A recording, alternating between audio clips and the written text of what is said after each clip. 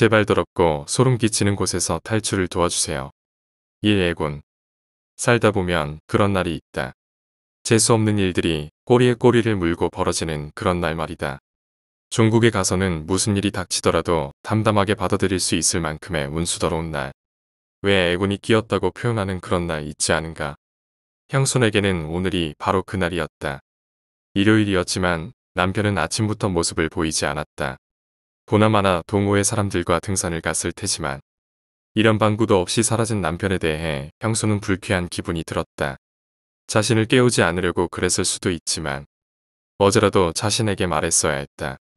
이건 기본적인 예의 문제였다. 비단 오늘만이 아니라 매사가 그런 식이었다.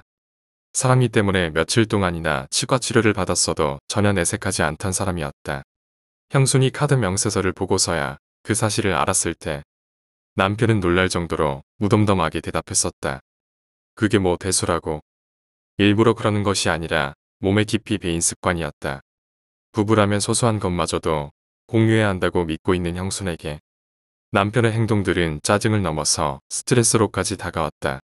형수는 소파에 앉아서 TV도 켜지 않은 채 생각에 잠겼다. 획격한 해결책이 있는 것도 아니어서 생각하면 할수록 심각한 결론으로 치달았다. 엄마, 왜 그러고 앉아있어? 딸 영미가 부스스한 머리로 거실로 나왔다. 그제야 정신을 차린 형순이 영미를 쳐다봤다. 입도 탄 지가 엊그제 같은데 어느새 아이의 가슴이 불룩하다. 잠옷을 입었지만 드러난 굴곡들로 인해 더 이상 어린 시절의 젖먹이 꼬마는 없었다. 배고프지? 뭐 먹고 싶은 거 없어? 부추전 먹고 싶어. 영미가 며칠 전부터 노래를 부르던 그 부추전이었다. 형수는 기분 전환도 할 겸 외출을 하기로 결심했다. 영미의 손을 잡고 지하 주차장으로 내려오자 빽빽하게 들어찬 차들이 시야에 들어왔다. 일요일 오전이라 그런지 주차장 전체가 만원이었다. 차에 다가갈수록 형순의 가슴속이 알 수 없는 불안감에 휩싸였다. 자신이 주차해 놓은 통로 쪽에 여러 명의 사람들이 웅성거리고 있었기 때문이다. 시발, 어떤 새끼인지 잡히기만 해 봐라. 내부 사람 짓이에요. CCTV 화면에 안 잡히는 차들만 골랐어요. 저기, 무슨 일이시죠? 형순이 다가가자 욕설을 하던 남성이 손가락을 가리켰다. 저기 보세요. 어떤 후레자식이 싹 다 긁고 갔어요. 일렬로 늘어선 차들에 하나같이 굵은 줄이 그여 있었다. 뒤 트렁크부터 범퍼까지 날카로운 뭔가가 모조리 훑고 지나간 상태였다. 자신의 경처도 그 속에 포함된 것을 확인하자 욕지기가 치밀어 올랐다. 잔뜩 굳은 표정으로 주차장을 빠져나가자 저만치 순찰차 한 대가 오는 것이 보였다. 범인을 찾아내서 변상을 받을 거라는 희망은 가지지 않았다. 혼자였으면 못하는 욕이라도 내뱉었겠지만 영미 때문에 그럴 수도 없었다. 형수는 부동산에 잠깐 들른 다음에 마트로 갔다. 부동산에선 여전히 소식이 없었고 마트의 물가는 3일 전에 비해서 또 올라 있었다. 5,000원이면 충분하리라 여겼던 부추와 홍합의 가격이 8,000원 가까이 육박하자 형손의 앙담은 입에서 옅은 신음소리가 삐져나왔다. 아줌마, 계산 안 하실 거예요? 펑퍼짐한 몸매에 뿔테 안경을 걸친 점원이 신경질적으로 재촉했다. 잠깐만요. 동전 좀 찾고요. 형수는 걸치고 있던 카디건까지 벗고서 동전을 찾았지만 애초에 존재 여부가 불투명했던 동전은 쉽사리 발견되지 않았다. 뭐 좀 빨리빨리 합시다. 형순의 뒤로 어느새 서너 명의 사람들이 우두커니 서 있었다. 도대체 집값을 왜 안 가져왔을까? 평소 충동 구매를 방지하기 위해 필요한 돈만 들고 다니는 형순이었지만 어느덧 그런 사실은 까맣게 잊고 있었다. 그저 지갑을 가져오지 않은 자신에게 화가 났을 뿐이다. 결국 포장된 비닐을 뜯어 내용물을 덜어내고 나서야 간신히 가격에 맞출 수 있었다. 현금 영수증 할게요. 뭐라고요? 현금 영수증 한다고요. 정원의 말투에서 묘한 불쾌감이 전해져 왔다. 미리 말씀하셨어야죠. 이런데 처음 와보셨어요? 형순이 뭐라고 한마디 하려 하자 점원이 귀찮다는 듯이 손을 내저었다. 알았으니까 거기 번호 누르세요. 이봐요. 당신. 아, 그냥 닥치고 빨리 좀 갑시다. 형순의 뒤에서 누군가가 소리쳤다. 형순이 돌아보자 어느새 10여 명으로 불어난 사람들이 자신을 노려보고 있었다. 피카초 빵을 손에 든 꼬마애까지도 자신을 원망하듯 쳐다보자 맥이 탁 풀렸다. 돼지 같은 년이. 집으로 오는 내내 주먹을 불끈 쥐었다. 부동산만 아니면 가지 않았을 곳이었다. 저번에 누나를 세 번째로 뺐다가 끼웠을 때 형수는 아파트 단지로 들어설 수 있었다. 조수석에 앉은 영미에게선 아까부터 싸늘한 침묵만이 풍겨져 나왔다. 자신이 창피했을 것이다. 딸의 입장이 이해는 가면서도 못내 섭섭했다. 순간 육중한 충격에 형순의 고개가 속절없이 젖혀졌다. 놀란 영미의 눈동자가 형순을 향한다. 정말 오늘 무슨 날인가 보다. 형순이 재빨리 앞쪽을 쳐다봤지만 다행스럽게도 차는 보이지 않았다. 일단 자신의 잘못은 아닌 것이다. 백미러에 궁시렁거리며 차에서 내리는 사내 하나가 비쳤다. 아줌마 내려봐요. 단종이 닦은 스포츠 머리에 갈색 정장을 차려입은 사내였다. 40대 초반인 형순보다는 어려 보였지만 그리 차이가 날 터울은 아니었다. 시간 없으니까 빨리 말할게요. 아줌마가 사과하시면 아무 일도 일어나지 않습니다. 보험회사 부르면 되니까요. 사내의 말에 형순의 뱃속에서 뜨끈한 뭔가가 울컥 솟구쳤다. 그쪽이 제 차에 박았잖아요. 지금 누구더러 사과하라는 거죠. 감정이 격양된 듯 커다란 소리가 튀어나왔다. 제 말을 못 알아들었군요. 전 잘잘못을 따지자는 게 아니라 사과를 요구하는 겁니다. 도대체 이게 무슨 헛소리란 말인가. 불현듯 사내의 전두엽 어딘가에 이상이 있는 것은 아닌가 의구심이 들었다. 그러니까 아저씨가 사과를 해야지 내가 왜 하냐고요. 아줌마, 시비 그만 거시고. 지금 누가 시비를 거는데요. 그쪽이야말로 헛소리 그만하시고 전화번호나 주시죠. 두 사람 근처로 어느새 대여섯 명의 사람들이 몰려들었다.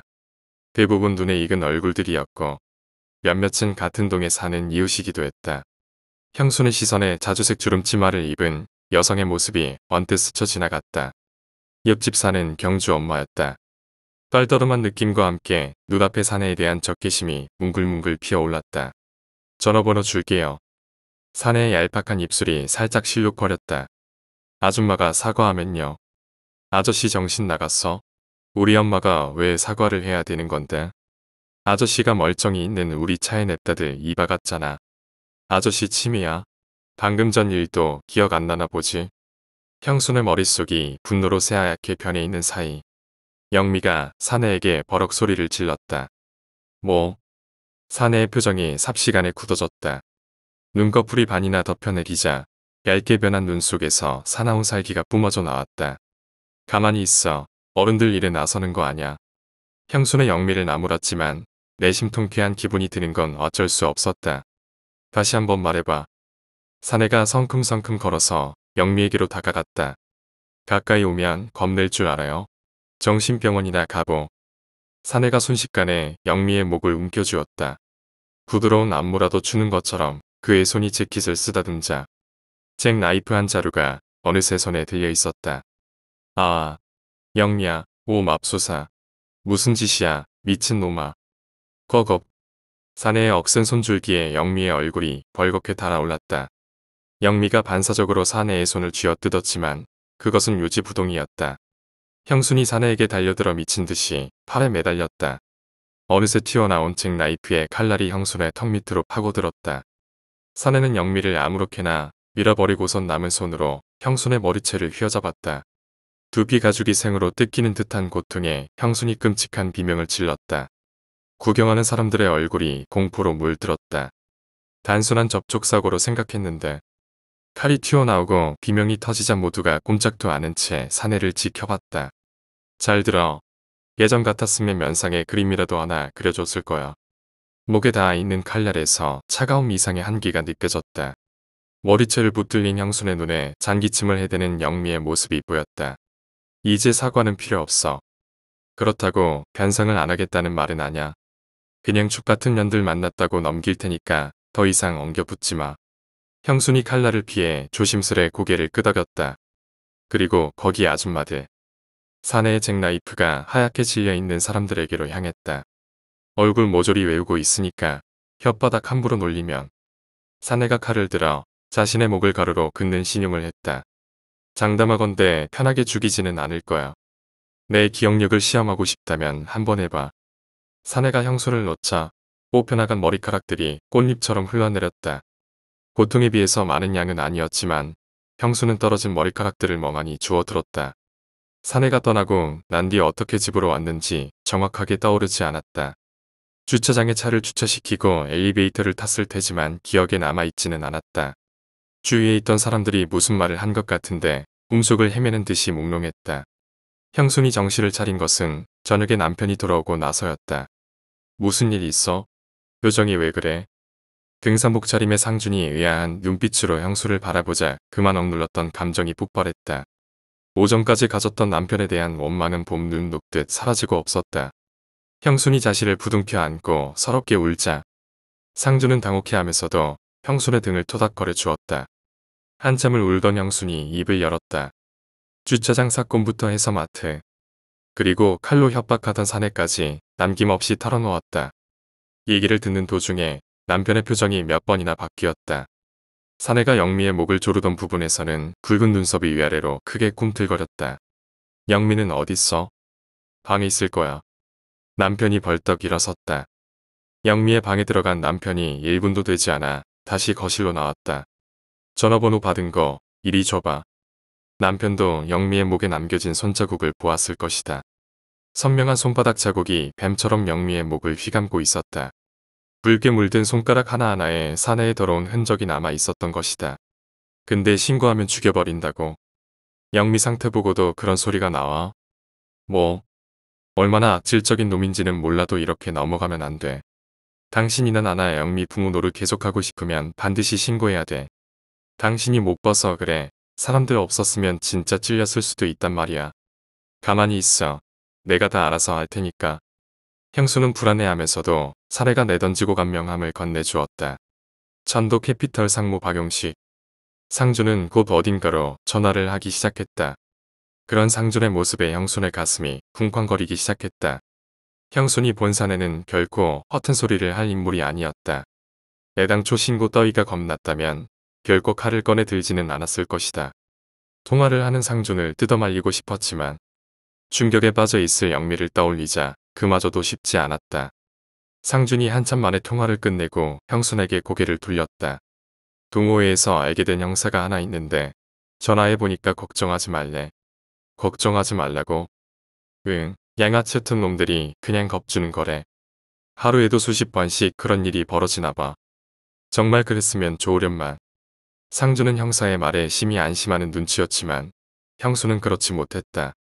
가닥 모를 불안감이 스멀스멀 기어 올라왔다. 사내에 가늘게 뜬 두 눈이 형순의 전시를 훑는 듯했다. 다음날 형사가 초인종을 누른 시각은 점심도 먹지 않은 오전이었다. 남편은 출근했지만 영미는 방문을 걸어 잠근 채 꼼짝도 하지 않았다. 방문 앞에서 한참을 실랑이 할 때 형사가 찾아온 것이다. 형사는 건장한 체격에 서글서글한 눈매를 지닌 호남형이었다. 자신을 한지옥으로 소개한 형사는 뜨거운 커피를 서너 모금 만에 비워버리곤 수첩을 꺼내 들었다. 칼로 협박하고 따님의 목을 졸랐다 이거죠. 네. 거기다 구경하는 사람들도 협박하고요. 네, 맞아요. 전형적인 동네 건달입니다. 아주머니께서는 너무 걱정 안 하셔도 됩니다. 진짜 프로들은 그런 식으로 겁을 주진 않거든요. 진짜 프로들요? 프로라고 표현하긴 했지만 엄밀히 말하면 그냥 또라이라고 보시면 돼요.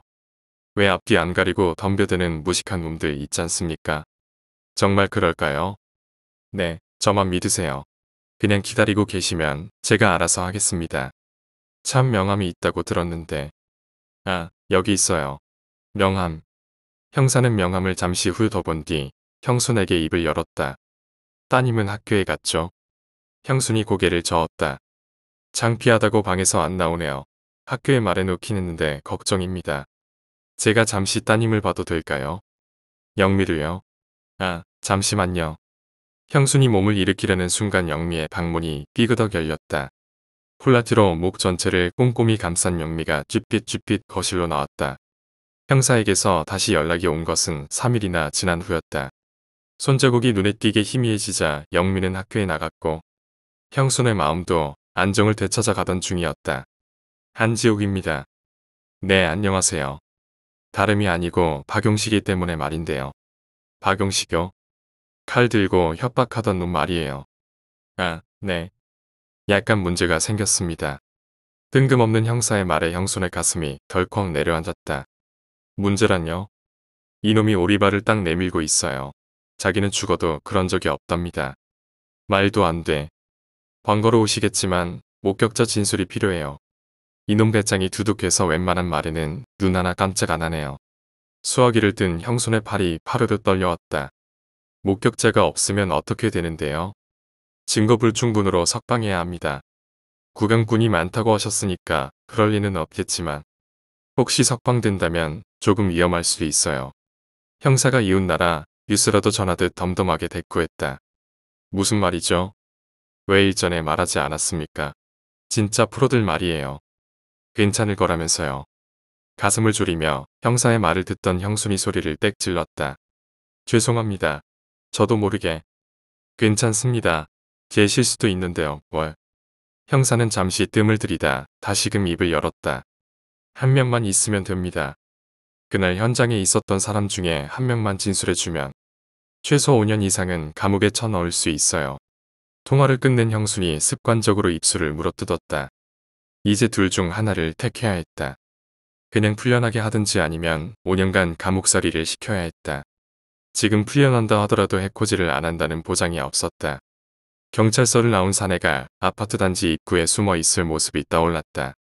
사내는 형순이 나오기를 기다리며 잭 나이프를 정성스레 닫고 있을 것이다. 문득 남편에게 말을 꺼낸 사실이 후회됐다. 애당초 신고를 하지 않았다면 사내와의 인연은 며칠 전으로 끝났을 것이었다. 아무리 생각해봐도 결론은 하나였다. 감옥살이를 시킨 다음에 멀리 이사가서 사는 것이다. 때마침 집도 부동산에 내놓지 않았는가. 그곳까지 따라오지는 못할 터였다. 우리나라의 수사제도가 그렇게 허술할 것이라고는 생각되지 않았다. 결심이 서자 바로 실행으로 옮겼다. 누구세요? 저예요. 705 영미 엄마. 문이 열리고 곱슬곱슬한 파마머리의 여인 한 명이 형수를 반겼다. 여인은 형순이 들어오자 며칠 전에 사건을 냉큼 화제거리로 올려놓았다. 진짜 무슨 일 나는 줄 알았어. 세상에 그런 미친놈이 있을 줄 누가 알았겠냐고. 과일 쟁반에 한가까지 한 상 차려지자 형순이 어색한 웃음을 지었다. 그래, 그놈은 잡혔어? 네, 지금 경찰서에 있어요. 쌤통이다. 그런 놈은 아주 그냥 푹 썩게 해버려야 돼. 형순이 제일 먼저 들른 곳은 같은 동에 사는 명희 엄마였다. 반성을 나리면 어김없이 목소리를 높이며 분기탱천해하던 그녀였다. 관리비부터 시작해서 물탱크 청소 문제, 입주자들의 조망권 문제에까지 불만을 터뜨리던 그녀였다. 그녀의 당찬 성격에 형순의 가슴속까지도 시원해지곤 했던 것이다. 그래서 말인데요. 명희 엄마가 썰어놓은 과일 조각을 먹는 틈을 타 형순이 말을 꺼냈다. 응? 증거가 부족하대요. 목격자 진술이 필요하다고. 증거가 부족한 것이 마치 자기 잘못인 양 형순의 목소리가 움츠러들었다. 그냥 봤던 사실만 그대로 얘기해 주시면 돼요. 명희 엄마는 말없이 과일만 씹고 있었다. 오물거리는 입술 끝으로 형순의 신경이 집중됐다. 나도 해주고 싶은데 요즘 우리 집 분위기가 좀 안 좋아. 그녀는 형순의 시선을 피한 채 손가락으로 바닥 장판을 쓱쓱 문질러댔다.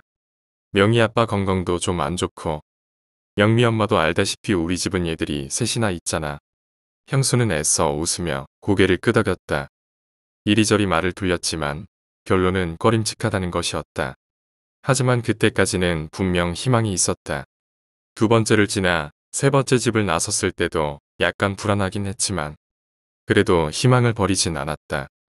해가 뉘엿뉘엿 넘어가고 사방이 불그스름해졌을 때 형수는 다섯 번째로 들렀던 현순의 집에서 나왔다. 지평선 끄트머리에 샛노란 노을이 잉크처럼 번져 있었고 아파트 단지 전체가 음울한 빛깔에 깔려있는 초저녁 무렵이었다. 띵동. 형순이 마지막으로 207호의 초인종을 눌렀다. 혼자 살고 있는 이혼녀의 집이었다. 자식도 없고 남편도 없으니 분명히 도와줄 거라고 믿으며 남겨둔 히든 카드였다.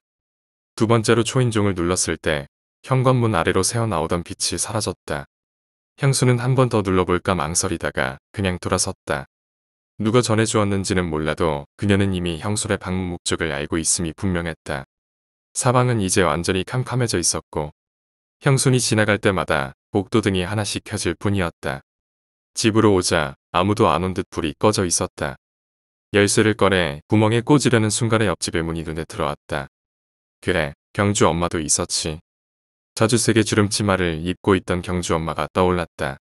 퀭한 눈빛으로 자신을 쳐다보던 그녀가 떠오르자 형수는 세차게 고개를 저었다. 차마 그녀에게는 부탁할 수가 없었다. 아니야, 혹시. 그래도 모르는 일이었다. 형수는 정말로 내키지 않았지만 한 번 말을 꺼내 보기로 했다. 초인종의 감촉이 괴물의 눈알을 누르는 것처럼 소름이 돋아왔다. 띵동. 잠시 후 문이 열리고 화려한 안색의 여인이 고개를 내밀었다. 이 기억. 대략 10년 전쯤일 것이다. 영미가 갓 초등학교에 입학했을 무렵이니 아마 그쯤 되었을 것이다. 보다 나은 학군을 찾아 이곳으로 이사 왔을 때 형수는 경주 엄마를 처음 만났다. 새로 분양 중인 아파트인지라 한창 이삿짐 센터에 쳐들러 북적거릴 때였다. 형순이 이사를 오던 날 공교롭게도 옆집 경준에도 이사를 왔다. 먼저 온 형순 탓에 두어 시간이나 컨테이너차를 대기시켜야 했지만 국말 없이 기다려 주었다. 형순이 본 경주 엄마는 상당한 미인이었다. 커다란 눈망울의 뽀얀 피부는 처녀라고 해도 믿을 만큼 아름다웠고 엄마를 쏙 빼닮은 경주도 깨물어주고 싶을 정도로 귀여웠다. 아마도 경주와 영미가 친해진 건 당연한 수순이었을 것이다. 동갑도 올해 새로 입학한 초등학교까지 똑같자 둘은 아침부터 저녁까지 붙어 다녔다. 경주 아빠는 평범한 회사원이었는데 주말만 되면 엽총 한 자루를 들고서 이산저산으로 돌아다니는 특이한 취미를 가지고 있었다. 밀렵이 불법인 것도 모르는 형순의 가족에게 꽁이며 토끼 고기를 나눠주던 그가 떠올랐다. 제법 솜씨가 좋은 모양인지 멧돼지를 잡아오는 날도 있었는데 그럴 때면 형순의 남편까지 나서서 키에 절은 포대자루를 옮겨오곤 했었다. 다시 그날로 돌아간다면 되돌릴 수 있을까? 형수는 가끔씩 그날을 떠올려본다. 경주와 영미가 안방에서 놀고 있었고 형수는 소파에서 낮잠을 자고 있던 그야말로 평범한 날이었다. 벼랑간 찢어지는 폭발음에 형수의 눈이 번쩍 뜨였다. 황급히 안방으로 들어가자 바닥 곳곳이 불구덩이였다. 거칠게 찢겨 밝게진 스프레이통이 나뒹굴고 있었고 아이들은 기절한 듯 움직임이 없었다. 영미야. 형순이 재빨리 영미를 둘러엎고 거실로 나왔다. 다리에 붙은 불을 자신의 겉옷을 벗어 대충 끈 뒤 다시금 안방으로 뛰어갔다. 경주가 불구덩이 속에 얼굴을 처박은 채 꼼짝도 않고 있었다. 경주를 일으키려던 찰나 막 불이 옮겨 붓기 시작한 도화지 한 장이 눈에 들어왔다. 영미가 좋아하던 세일러문도 보지 않은 채 학교 숙제로 그린 가족 그림이었다. 지금 생각하면 도무지 이해가 가지 않는 일이었지만 당시의 형수는 불가사의한 힘에라도 이끌린 듯 도화지를 집어들었었다. 손바닥을 털어 도화지에 붙은 불을 끈 뒤 이빨로 그것을 물었다. 그러고 나서 경주를 안고 거실로 나왔는데 경주의 얼굴은 이미 처참하게 훼손된 후였다. 한쪽 눈꺼풀은 거진 타버려서 희멀건 동공이 그대로 드러나 있었고 인중 쪽으로 뒤집혀 올라간 입술에서는 기괴한 수포들이 울룩불룩 솟아 있었다. 충격을 받은 형순이 멍하게 있는 사이 사람들이 뛰어들어왔다. 폭발음을 듣고 들어온 사람들이 안방에 붙은 불을 끄고 구조대까지 불러주었지만 형수는 경주의 얼굴에서 눈을 뗄 수가 없었다. 소식을 듣고 허겁지겁 병원으로 달려온 경주 엄마는 그 자리에서 까무러쳤다. 형수는 곰곰이 생각해본다. 자신이 도화지를 줍지 않고 경주를 먼저 빼냈다면 괜찮을 수 있었을까? 수백 번 생각해봐도 대답은 아니었다. 2초도 안 되는 시간을 줄인다고 해서 경주의 얼굴이 달라질 것 같지는 않았다. 수포 한 두 개쯤은 없을 수 있었겠지만 전체적으로 볼 때 결과는 비슷했을 것이다. 화상의 치료 과정이 얼마나 끔찍한 것인지는 형순도 잘 안다. 종아리에 난 손바닥만한 화상 치료에도 영미는 있는 대로 비명을 질러댔었다. 하물며 경주는 오죽했을까? 둘은 같은 병원에 입원했고 형수는 경주의 치료 과정을 여과 없이 목격할 수 있었다. 오랜만이네요. 경주 엄마의 건조한 음성에 형순이 억지로 웃음을 지어 보였다. 집 안으로 들어서자 습한 공기와 함께 퀴퀴한 냄새가 확 끼쳤다. 곰팡이 냄새에 옅은 지린내를 섞어 놓은 듯한 악취였다. 미간을 찌푸리며 거실로 올라서자 기이한 광경들이 나타났다. 냉장고를 제외한 모든 가구에 나일론 비닐들이 씌워져 있었던 것이다. TV, 에어컨, 소파 할 것 없이 모조리 불투명한 비닐 속에 들어가 있었다. 전화기는 아예 코드가 뽑힌 채로 비닐에 둘둘 말려 있었다. 경계심을 품고 형순이 주위를 살폈다. 전체적인 골격은 자신의 집과 비슷했지만 외신년스러운 내부는 완전히 달랐다. 형순이 어정쩡하게 서 있노라니 그녀가 앉을 것을 권했다. 바닥에 앉자 엉덩이를 통해 서늘한 기운이 전해져 왔다. 그러고 보니 집안 전체가 싸늘했다. 형순의 머릿속에 비닐로 덮여 있을 보일러가 떠올랐다. 대접할 게 이것뿐이네요. 그녀가 오렌지 주스 한 잔을 건네고는 형순의 맞은편에 앉았다. 괜찮아요. 형순이 건네받은 오렌지 주스를 슬며시 내려놓았다. 근데 무슨 일로? 그녀의 시선이 형순의 주스잔으로 향한다. 자주 찾아왔어야 했는데 살다 보니까 그게 잘 안 되더라고요. 그녀가 침묵하자 형순이 놓았던 잔을 슬그머니 다시 들어 올렸다. 경주는 잘 있나요? 억지로 주스를 한 모금 밀어넣자 식도 입구에서부터 거북한 느낌이 전해져 왔다. 주스가 상하거나 하진 않았겠지만 부패한 우유를 마신 것처럼 기분이 메스꺼웠다. 경주야, 나와 보거라. 영미 아줌마 오셨다. 그녀가 형순의 뒤쪽으로 고함을 치자 당황한 형순이 그녀를 말렸다. 놔두세요. 자는가 봐요. 그녀가 아랑곳하지 않고 더 크게 소리를 지른다. 몇 년 만에 손님이 오셨는데 계속 방구석에 숨어 있을 작정이냐. 형순이 한 번 더 말리려는 찰나에 조용히 방문이 열렸다. 경주의 방은 형순의 뒤편에 있었지만 정면에 매달린 전신 거울로 인해 모든 것이 비치고 있었다. 시커먼 뭔가가 방바닥을 쓸면서 모습을 드러냈다. 그것이 머리카락인 것을 깨달았을 때 형순의 입은 저절로 벌어졌다. 그동안 한 번도 자르지 않은 듯한 시커먼 머리카락들이 허리와 다리를 지나 바닥까지 내려와 있었다. 기다란 레이스 치마 역시 발끝까지 내려와 있었는데 그것이 머리카락과 함께 바닥을 쓸자 기분 나쁜 마찰음이 생겨났다.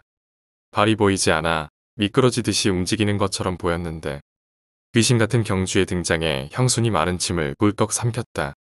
안녕하세요. 경주의 입에서 철판 긁는 목소리가 터져나왔다. 후두한 말기 환자가 성대의 기계를 연결해서 내는 소리와 비슷했다. 경주의 음성에 형순의 목덜미에서 소름이 쫙 돋았다. 벼랑간 이 집에서 도망치고 싶은 충동이 맹렬히 솟구쳤다. 그래, 오랜만이구나. 잠시 멈췄던 경주가 슬금슬금 걸어 형수를 지나쳤다. 제 엄마 옆에 선 그녀가 천천히 몸을 돌렸다. 경주의 얼굴에 형순이 하마터면 비명을 지를 뻔했다. 의료용 마스크를 쓴 상태였지만 두 눈만은 오롯이 드러난 상태였다.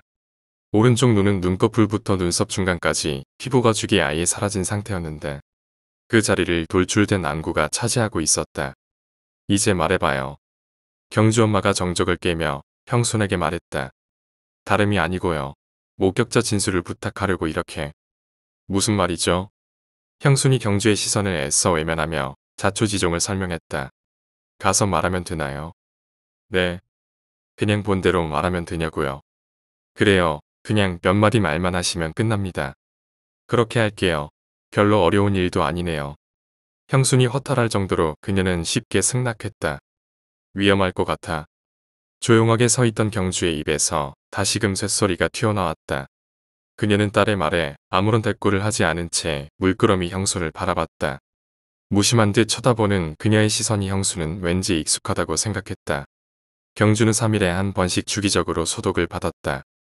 검붉은 피딱지와 함께 심누런 진물이 범벅이 된 붕대를 풀 때면 경주는 짐승 같은 울음소리를 냈었다. 소독이라고 해봐야 뭉개진 얼굴에 과산화수소를 붓는 것이 전부였지만 장정 2명이 달려들어야 할 만큼 손이 많이 가는 작업이기도 했다. 소독약이 경주의 얼굴로 쏟아지면 새하얀 보말들이 끓는 것처럼 솟구쳤다. 고통이 익숙해질 때도 됐건만 경주는 매번 경기를 일으켰다. 경주를 붙잡은 장정들의 이마에 땀방울이 송골송골 맺힐 때야 비로소 소독은 끝났는데 어찌나 심하게 몸부림쳤던지 경주의 환자복은 땀에 흠뻑 쩔어 있는 상태였다. 소독이 끝나면 간호사가 들고 있던 대바늘로 수포들을 터뜨렸다. 분화구처럼 부풀어 오른 수포들이 경주의 얼굴 전체에 퍼져 있었는데 그것을 터뜨릴 때마다 역한 고름 찌꺼기들이 사방으로 튀어오르곤 했었다. 그녀는 그런 딸의 모습을 한순간도 피하지 않고 함께했다. 모든 과정이 끝나고 새 붕대로 얼굴을 감쌀 때면 경주의 손을 잡고 안쓰러울 정도로 오들오들 떨어대는 것이었다. 그녀는 형수를 원망하지 않았다. 그저 꺼멓게 죽은 눈으로 형수를 바라볼 뿐이었다. 분사되는 스프레이에 불을 붙이고 놀다가 일어난 우발적 사고였다. 불씨 하나가 주입구를 통해 통 안으로 들어갔고 압축된 가스가 폭발을 일으킨 것이다. 우리 딸은 병신이 됐는데 왜 영미는 무사한 거죠? 경주 아빠가 지나가는 말투로 물었을 때 형수는 아무 대답도 할 수 없었다. 사과라도 하고 싶었지만 그렇게 되면 정말 자신이 잘못한 것이 되어 버릴 것 같았다. 그해 겨울 경주 아빠는 만취 상태에서 도로를 건너다 덤프트럭에 깔렸다. 아파트 단지에서 멀지 않은 것이었는데 목격한 주민들의 말에 따르면 몸 전체가 아스팔트에 납작하게 펴져 있었다고 한다. 폭발 사고 후 영미는 병원에 있는 한 달간 학교에 나가지 않았다. 당연한 결과였겠지만 형순이 갖고 나온 그림 역시 제출되지 못했다. 형수는 영미를 데리고 도망치듯 퇴원했고 그 후 경주 엄마와 경주를 다시는 찾아가지 않았다. 1년쯤 지나 경주도 퇴원했지만 형수는 의식적으로든 본능적으로든 그들을 피해 다녔던 것이다. 위험할 것 같아. 경주가 재차 입을 열었을 때 형순이 대답을 했다. 그렇지 않아. 모두 비밀로 하고 게다가 증인보호 프로그램도 있어. 형순이 시사 프로그램에서 들은 단어를 급한 대로 빌려 썼다. 경주가 진위를 확인하려는 듯 고요히 바라본다. 그 시선을 피하지 않았다. 떳떳하다는 표시로 경주의 허연 누나를 향해 어깨를 한번 으쓱거려 주었다. 형순이 신발을 신고 현관을 빠져나갈 때 두 모녀가 나란히 서서 배웅을 했다. 가볍게 목례를 하고선 물을 닫으려는 순간에 경주가 빠르게 다가왔다. 무슨 일 생기면 아줌마가 책임져야 합니다. 다음날 형수는 경주 엄마와 함께 경찰서로 출두했다. 이중 유리로 이루어진 취재실 안에서 형수를 협박하던 사내가 피곤한 표정으로 앉아 있었다. 두 명이 동시에 고개를 끄덕이자 한 형사가 그들을 데리고 자신의 책상으로 향했다. 용기를 내주셔서 감사합니다. 덕분에 구속까지 일사천리로 진행시킬 수 있게 됐습니다. 한 형사는 경주 엄마에게 싱긋 웃어 보였다. 2달이나 3달쯤 후에 재판이 열릴 겁니다. 그때 2번 정도만 더 법정에서 진술해 주시면 놈은 꼼짝없이 교도소행입니다. 또 말해야 한다고요? 그녀의 반문에 형순이 초조한 낯빛을 띄었다. 한 형사가 형수를 한번 슬쩍 쳐다보고는 그녀에게 또다시 넉살 좋은 미소를 지었다. 간단합니다. 판사가 물어보는 대로 대답만 하면 끝납니다. 요즘은 많이 나아져서 한두 번 만에 끝내거든요. 재밌는 경험이라고 생각하시면 돼요. 그녀는 전혀 재미있어하는 표정이 아니었다. 말없이 손가락만 굼지럭거리고 있었는데 지켜보던 형순도 덩달아 침묵했다. 알았어요. 경찰서를 나와 두 사람은 다시 아파트로 돌아왔다. 흙물스러운 자국이 뒤 트렁크에 여전히 나 있었지만 형수는 그다지 기분이 나쁘지 않았다. 그저 액땜했다고 생각하자 마음이 한결 편해졌다. 그런데 집에 비닐들은 왜 씌워놓은 거예요? 사용하지도 않는 거요. 돈도 없고요. 아 불사. 왜 그 생각을 못했을까? 그녀에겐 월급을 가져다주는 남편이 없다. 그녀도 별다른 직업이 없는 마당에 당연히 돈이 부족할 것이다. 여태껏 보험금 때문에 먹고 살았는데 이젠 그것도 거의 안 남았네요. 아, 죄송해요. 그런 것도 모르고 어디 식당이라도 나가야 되겠어요. 경주 그년이 지 아빠 닮아 고기를 좋아하거든요. CCTV가 보이는 곳으로 골라서 주차를 마치자 둘은 차에서 내렸다. 같은 동에 사는 주민 2명이 둘의 모습을 보고 수군거리기 시작했다. 하긴 바로 옆에 살면서 같이 있는 모습을 보여준 적이 없으니 당연한 반응이었다. 집에 오자 영미가 간식을 먹고 있었다. 어디 갔다 와? 경주 엄마랑 경찰서에. 뭐? 누구랑 갔다고? 영미는 입안에 있던 과자 부스러기들을 마구 뱉어내며 깨물었다. 너도 가끔 경주한테 찾아가봐. 그래도 어릴 땐 친했잖니. 영미가 고개를 흔들면서 작게 중얼거렸다. 말도 안 돼. 말도 안 돼. 형순이 편한 복장으로 갈아입고 나오자 영미가 다짜고짜 화를 냈다. 엄마, 좀 치사한 거 아냐? 무슨 말이야? 이때까지 모른 척하다가 필요해지니까 찾아가고 말이야. 너, 말이 심하다. 입장 바꿔놓고 생각해봐. 엄마가 경주 엄마라면 기분 안 나쁘겠어? 영미의 말에 형순이 울컥했다. 다른 사람이면 몰라도 영미가 그런 말을 해서는 안 되는 것이다. 그럼 어떡하란 말이야? 응? 다들 증언해주기 싫어하는데 그럼 나보고 어쩌라고? 안 하면 되잖아. 누가 신고하래? 그냥 넘어갔으면 아무 일 없잖아. 철석. 형순이 영미의 뺨을 모질게 후려쳤다. 한동안 멍하니 있던 영미의 몸이 잔경련으로 떨리기 시작했다. 영미가 자기 방으로 들어가 버리자 형순이 넘어질 듯 소파에 주저앉았다. 나쁜 년, 내가 누구 때문에 그랬는데. 저녁에 퇴근한 상준이 어색한 분위기를 느끼고 물어보았지만 둘 다 아무런 대꾸도 하지 않았다. 며칠이 지난 어느 날 부동산에서 연락이 왔다. 집을 보고 싶다는 것이었다. 형순이 하루 종일 집안을 쓸고 닦자 새집 낮에는 아니어도 어느 정도는 만족할 만한 모습으로 바뀌었다. 저녁 무렵에 노부부 한 쌍이 방문했는데 시종 일관 깐깐한 눈빛으로 집안을 살폈다. 형순과 상준이 열심히 입방정을 떨어댔지만 별로 탐탁지 않아 하는 표정이었다.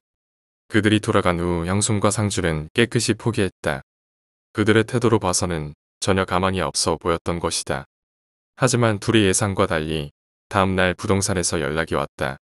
노부부가 집을 마음에 들어 했다는 것이다. 새벽부터 추적추적 내리는 비로 울적해 있던 형순이 그만 소리를 지르고 말았다. 머리가 허옇게 샌 부동산 할아버지한테 마구 뽀뽀라도 해주고 싶은 심정이었다. 저녁에 영미와 상준이 돌아오자 미리 손질해둔 소갈비를 구웠다. 영미는 여전히 뾰로통해 있었지만 아무렴 어떠냐 싶었다. 상준은 아이처럼 좋아했다. 모처럼 화기애애한 분위기 속에서 식사가 이루어졌다. 모두의 밥 공기가 거의 비워졌을 때 초인종 소리가 울렸다. 누구세요? 밖에서는 아무런 대답도 들리지 않았다. 누구세? 형순이 현관문을 벌컥 열었을 때 문 앞에 시커먼 그림자가 서 있었다. 경주구나. 우리 엄마 보셨어요? 끼룩거리는 쇳소리가 울려 퍼진다. 아니, 못 봤는데 엄마 아직 안 오셨니? 경주가 대답 대신 고개를 끄덕였다. 마스크를 쓴 경주의 코 부위가 들썩거렸다. 비록 코가 있어야 할 부분이 평평했지만 어림짐작으로 그곳이 코라는 것을 알 수 있었다. 예전에 불에 녹아버렸겠지만 후각은 살아있는 모양이었다. 경주가 갈비 냄새의 반응을 보이자 형순이 마음을 먹었다. 아직 저녁 안 먹었지? 들어와, 같이 저녁 먹자. 경주는 형순의 말에 선선히 따랐다. 경주가 거실을 지나 식탁 쪽으로 갔을 때 상준과 영미의 움직임이 일제히 멈췄다. 경주가 오랜만에 왔네. 당신도 알지? 옆집 사는 경주. 그래, 당연히 알지. 너 오랜만이다. 상준이 어색하게 웃자 경주가 살짝 고개를 숙였다. 영미는 입을 떡 벌린 채 굳어 있었는데 상준이 툭툭 건드리자 더듬거리는 말투로 입을 열었다. 세상에 진짜 경주구나. 경주는 식탁 대신 거실에 있는 소파에 앉았다.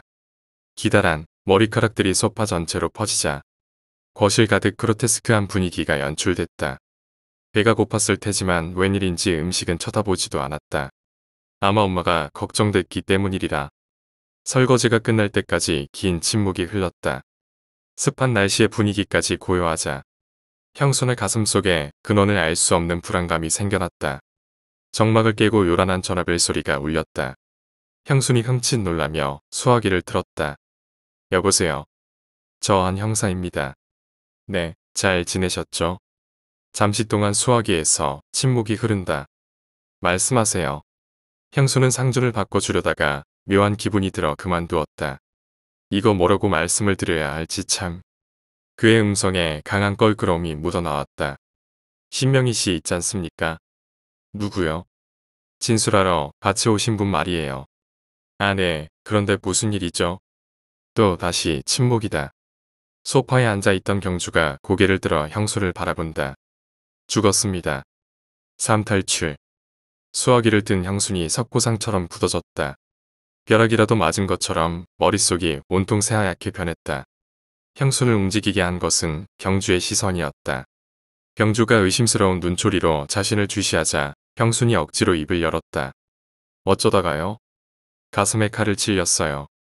천만다행으로 찌른 놈을 잡긴 했는데 아무래도 박용식이 똘마니 같습니다. 그렇군요. 형수는 최대한 평정심을 유지하려 애를 썼다. 도대체 어찌된 영문인지 모르겠습니다. 저희 쪽에서는 철저히 비밀로 했거든요. 혹시 짐작 가는 거라도 있으십니까? 아니요, 없어요. 형수의 머릿속으로 뭔가가 떠올랐다. 그녀와 함께 차에서 내리는 것을 주민들 몇 명이 쳐다보고 있던 광경이었다. 형순이 버릇처럼 입술을 깨물었다. 아마 반나절도 되지 않아 아파트 전체에 소문이 퍼졌을 것이다. 진술을 부탁하기 위해 방문한 집만 해도 제법 되니 소문은 더 빨리 퍼졌을 수도 있다. 네. 형수는 무서울 정도로 덤덤한 대답에 그의 말이 잠시 끊겼다.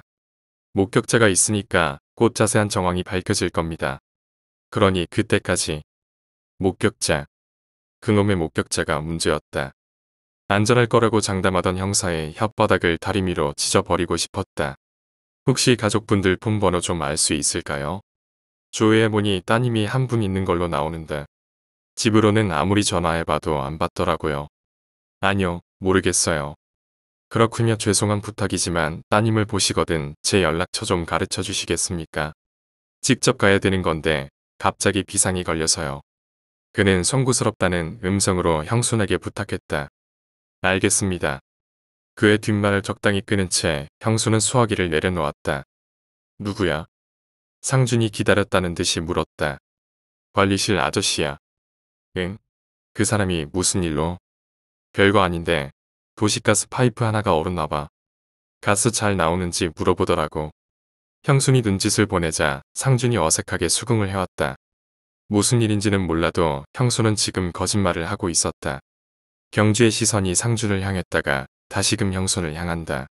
힘얼건 안구가 또르륵 굴러가는 것을 보며 형순이 생각을 굳혔다. 무슨 수를 써서라도 경주가 알게 해서는 안 된다. 어차피 밝혀질 일이었지만 지금은 때가 아니었다. 그녀가 죽은 사실을 알면 경주가 무슨 짓을 저지를지 모르는 일이었다. 무슨 일 생기면 아줌마가 책임져야 합니다. 며칠 전 들었던 말이 다시금 귓잔을 울렸다. 경주야 일단 밥 먹자. 엄마 오늘 안 오실지도 몰라. 미리 말했어야 하는데 당분간 비밀로 하라고 하셔서. 비밀요? 응, 사실대로 말하자면 지금 일자리 구한다고 잠시 어디 가셨거든. 일자리. 경주의 마스크가 불룩하게 솟았다가 다시 가라앉았다. 그녀의 호흡이 거칠어지면서 두 눈 가득 의심의 눈초리로 채워졌다. 너도 알고 있었잖아. 네 엄마 요즘 일자리 구한다고 하시는 거. 맞아요. 근데 경주가 소파에서 천천히 일어섰다. 형순에게서 시선을 떼지 않은 채 가까이 다가왔다. 나도 모르는 사실까지 아줌마가 어떻게 알죠? 둘 사이에 팽팽한 긴장감이 흘렀다. 상준과 영미 역시 아무 말도 못한 채 멍하니 지켜만 보았다. 침착하자, 유형순. 이 아이는 지금 나를 의심하고 있어. 섣불리 대답했다간 금방 들통날 거야. 그건 나도 모르지. 오시거든 한번 물어봐. 왜 나한테만 말했는지 말이야. 형순이 입술은 다문 채 볼 근육만을 이용해 능글맞은 웃음을 지었다. 도대체 무슨 일이야? 경주가 돌아가자 상준이 다급하게 물었다. 경주 엄마가 죽었어. 뭐? 정말이야? 상준과 영미의 입에서 동시에 반응이 튀어나왔다. 아까 전화 관리실 아저씨가 아니라 경찰서에서 걸려온 거였어. 멀쩡한 사람이 갑자기 왜 죽어? 도대체 무슨 소리 하는 거야? 살해당했대. 자세히 좀 얘기해봐. 그런데 전 선생님이 갑자기 왜 살해를 당해? 이게 다 당신 때문이야. 뭐? 당신이 그 빌어먹을 형사한테 신고했기 때문에 죽은 거라고. 어. 상준이 한 대 얻어맞은 것처럼 멍한 표정을 지었다. 근데 왜 경주한테 말 안 했어? 당신 같으면 그 상황에서 말이 나왔겠어? 그럼 어떡해. 어차피 경주도 알게 될 텐데. 안전할 거라고 약속했단 말이야. 아무 일도 없을 거라고 경주한테 말했었다고. 버럭 고함을 지르던 형순이 관자놀이를 부여잡았다. 아찔한 두통이 미간에서부터 정수리까지 핥히고 지나갔다. 형순의 말에 상준이 말없이 소파에 앉았다. 그럼 이제 어떻게 할 건데? 영미가 형순에게 물었다. 이사 갈 거야. 경주에게는 며칠만 비밀로 하면 돼. 여기 계속 있다간 우리까지 위험해져. 세상에 지금 제정신으로 하는 소리야. 아빠 무슨 말 좀 해봐. 상준이 대답 대신 고개를 돌려버리자 영미가 허탈한 표정으로 중얼거렸다. 미쳤어. 다들 미쳤어. 다음 날 상준은 몸살을 핑계로 회사에 나가지 않았다. 사실 결근까지 할 생각은 없었지만 형순의 강경한 태도에 그도 어쩔 수 없었다. 둘은 오전에만 10집 가까이 방문했다. 아파트든 빌라든 상관없었지만 지금 사는 곳과는 최대한 떨어진 곳이어야 했다. 상준의 회사야 어차피 중심가에 있었기 때문에 교통상 거리낄 것은 없었다. 점심은 이동 중에 햄버거로 때웠고 집이 마음에 들지 않으면 망설이지 않고 빠져나왔다. 아마도 집주인들 입장에서는 무척이나 황당한 일이었을 것이다. 오후에도 번번이 허탕을 쳤다. 상준이 관심을 보이는 곳은 덜어 있었지만 형순이 마음에 들어하지 않았다. 늦은 저녁을 다시 햄버거로 때우고는 대방동으로 향했다. 시간상으로 볼 때 이 집이 거의 마지막일 듯 싶었다. 신축한 지 3년도 안 된 아파트였는데 급매물로 올라온 것을 운 좋게 발견한 것이다. 집주인은 사는 곳이 따로 있었는데 투자 개념으로 사던 게 좀처럼 값이 오르지 않자 내놓은 것이었다. 주인이 잠금 장치를 풀고 문을 열었다. 그리 넓지는 않았지만 인테리어가 깔끔한 것이 형수는 마음에 들었다. 베란다와 보일러실까지 돌고 온 상준이 고개를 끄덕이자 형순이 주인한테 오케이 사인을 보냈다. 그 다음부터는 일사천리였다. 형순이 선금으로 500만 원을 내자 주인이 양도계약서를 작성해 주었다. 이제 중도금과 잔금만 치르면 계약서에는 자신들의 붉은색 인장이 찍힐 터였다. 자정이 가까워서야 집에 도착했다. 지하 주차장은 퇴근한 차들로 가득 차 있었고 이리저리 돌아봐도 빈자리는 쉽게 발견되지 않았다. 그렇게 주차장을 빙빙 돌고 있을 때 상준의 핸드폰이 울렸다. 한 형사. 그래 지금 나랑 있어. 왜? 상준의 말에 형순이 손가락으로 자신의 귀를 툭툭 건드렸다. 잠깐만. 상준이 용케 알아듣고는 핸드폰의 스피커 기능을 작동시켰다. 두 분이서 어디 다녀오시는 길인가 봐요. 응, 볼 일이 있어서 말이야. 사모님 좀 잠깐 바꿔주시겠습니까? 저도 듣고 있어요. 말하세요. 형순의 대답에 그가 멋쩍은 웃음소리를 냈다. 하하, 그러셨군요. 다름이 아니라 신명희 씨 말인데요. 왜요? 무슨 문제라도 있나요? 아무래도 부검을 해봐야 될 것 같습니다. 사인이 명확하지가 않아요. 흉부관통상으로 봤는데 덤이건 말로는 아닐 수도 있답니다.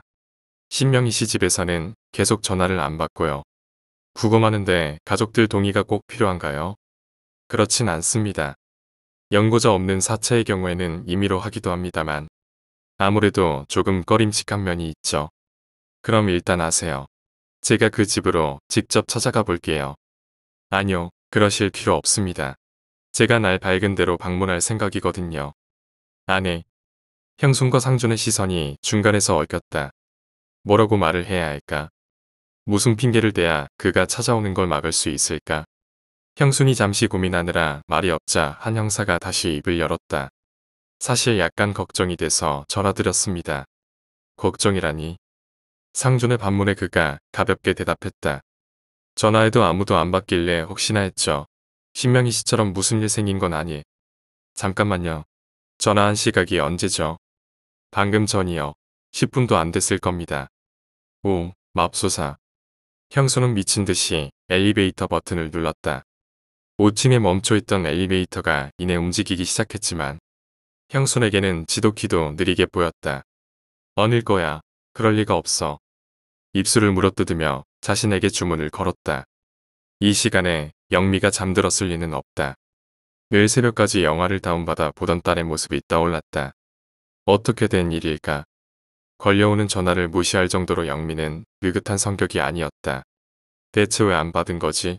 피곤해서 일찍 잠든 걸까? 아니면 피치 못할 사정이라도. 그때 엘리베이터가 도착했다.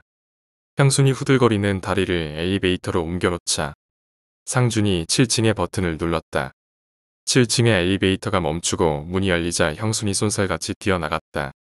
영미야. 집 안으로 들어가자 소파에 앉아 TV를 보던 영미가 의아한 표정으로 형순을 쳐다본다. 야 이 망할 계집애야. 집에 있으면서 전화는 대체 왜 안 받았어? 응? 깊은 안도감이 지나간 후에는 억울한 감정이 찾아왔다. 아파. 왜 때리고 난리야.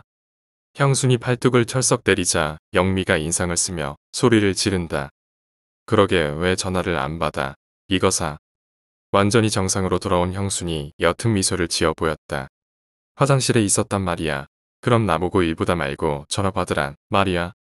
형수는 밤새 뒤척거렸다. 내일 한 형사가 찾아올 것을 생각하자 도저히 잠을 이룰 수가 없었다. 이틀 정도만 더 있었다면, 아니 하루만이라도 좋았다. 딱 하루만 늦게 온다면 그 사이에 무슨 방법을 써서라도 빠져나갈 수 있을 것 같았다. 비록 도의적인 비난은 받을지언정 법적으로는 문제될 것이 없어 보였다. 혼자 남겨질 경주가 불쌍하다는 생각이 들다가도 뒤이어 떠오르는 그녀의 추악한 용모에 그런 생각은 슬그머니 사라져 버렸다. 날이 밝자마자 형순이 침실을 빠져나왔다. 전신이 옥신거리고 뻑뻑한 눈 아래서는 이물감이 느껴졌지만 그녀에겐 해야 할 일이 있었다. 새벽녘에 이르러서야 계획 하나가 떠올랐고 그것 외에는 도저히 방법이 없어 보였다. 우선 용역회사에 전화를 걸었다. 인부 3명과 용달차 한 대를 요구하자 직원이 친절하게 응대해 주었다. 제가 말씀드린 장소로 오셔서 대기하고 있어 주세요. 바로 작업할 수 있게요. 조금 특이한 요구였지만 직원은 별다른 질문도 없이 승낙했다. 통화를 끝내고서 출근하려는 상주를 붙잡았다.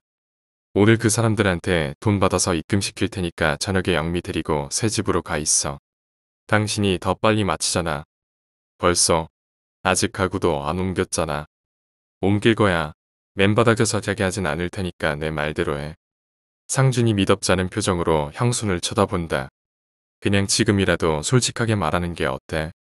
당신이 말해준다면 기꺼이 찬성하겠어. 아니다. 그냥 새 집으로 갈게. 상준과 영미가 나가고 나자 형순이 다시금 수화기를 집어들었다. CF에서 자주 들어봤던 클래식 선율이 흘러나오고 잠시 후에 누군가가 전화를 받았다. 여보세요. 안녕하세요. 저 영미 엄마예요. 아, 안녕하세요. 그렇지 않아도 지금 찾아갈 생각이었는데 지금 아무도 없어요. 학교에 간 것 같은데 불러도 대답이 없네요. 그래요? 이거 어쩐다. 그래도 일단 제가 가겠습니다.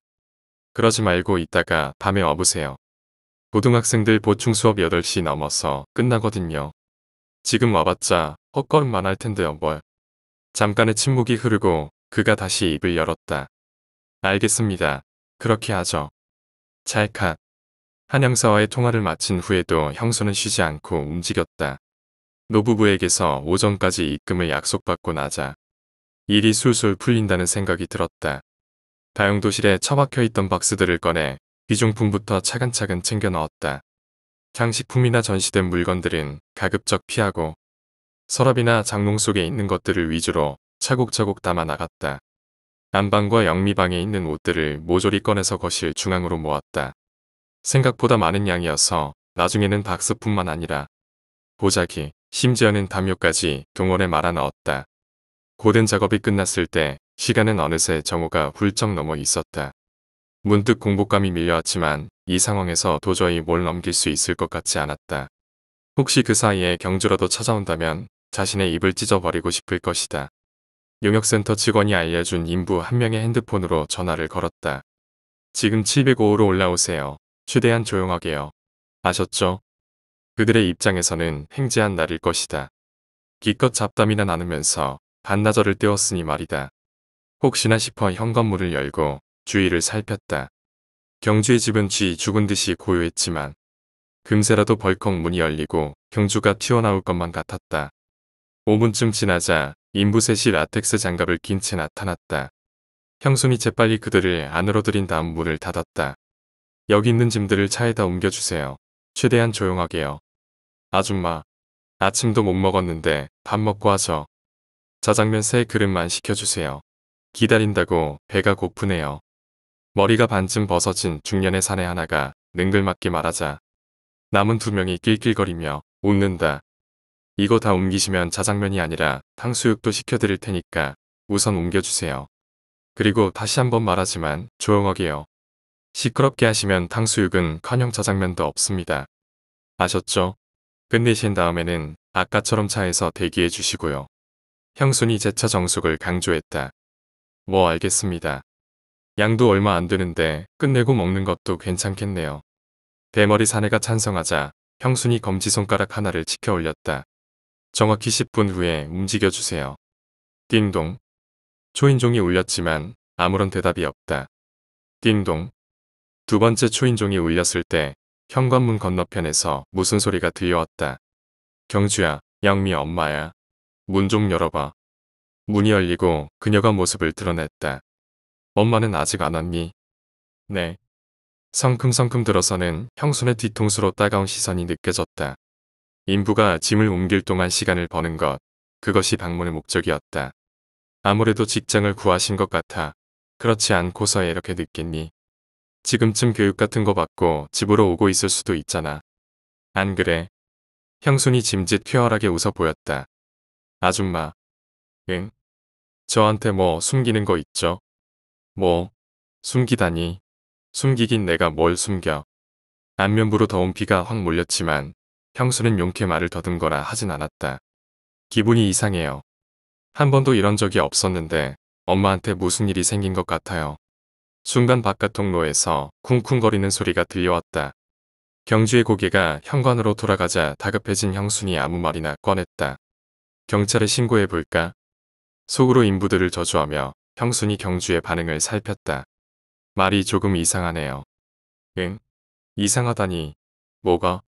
좀 전에는 분명히 집으로 오고 있을 거라고 했잖아요. 형순의 속눈썹이 미세하게 흔들렸다. 형순의 고개가 슬쩍 바닥을 향한 뒤 타원형의 궤도를 그리며 다시 정면으로 올라왔다. 혹시 모르니까 만약을 대비. 그만세요.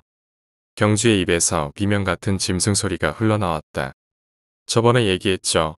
아줌마 말에 책임지라고. 경주가 천천히 목을 젖히고 눈알만을 내리깔았다. 그 탓에 마스크 아래 공간을 통해서 그녀의 문드러진 입부분이 드러났다. 아래 입술은 바싹 말린 동태처럼 쭈글쭈글 오그라들어 있었고 윗입술은 절반만이 인중 쪽으로 말려 올라가 시뻘건 잇몸이 그대로 노출된 상태였다. 경주야. 그녀는 자신의 어떤 포즈가 상대방에게 겁을 주는지 아주 잘 알고 있는 것처럼 보였다. 쿵쿵.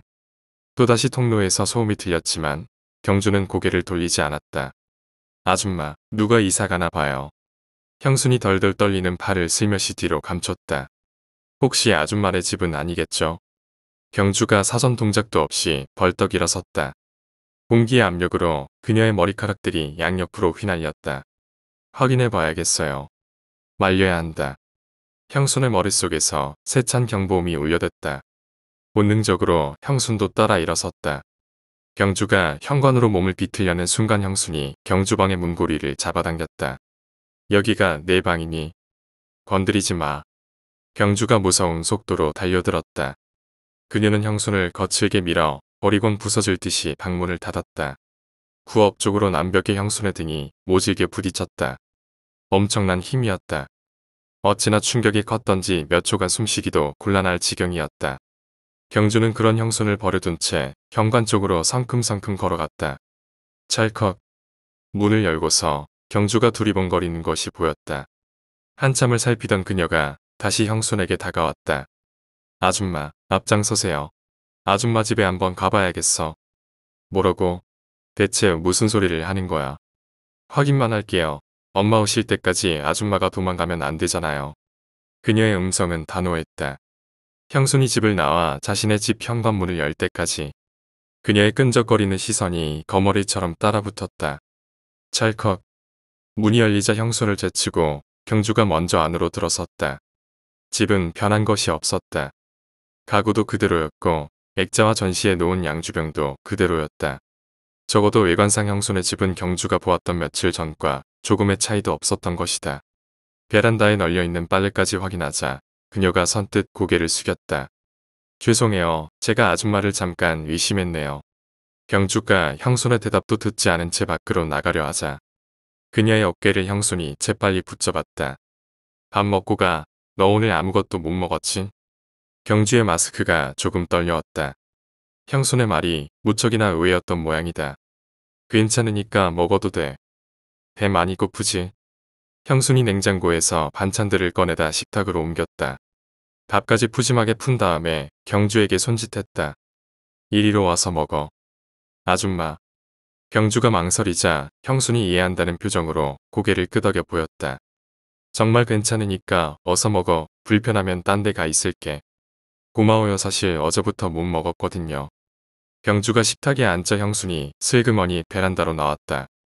경주는 형순이 완전히 베란다로 나간 것을 보고서야 마스크를 벗고 식사를 시작했다. 경주의 얼굴이 정확하게 보이진 않았지만 언뜻언뜻 드러나는 피부는 구토가 치밀 정도로 혐오스러웠다. 형순이 밑에서 대기하고 있을 인부들에게 핸드폰으로 전화를 걸었다. 아줌마, 안 그래도 지금 막 올라가려던 참입니다. 시키는 대로 했는데 밥은 왜 안 주는 겁니까?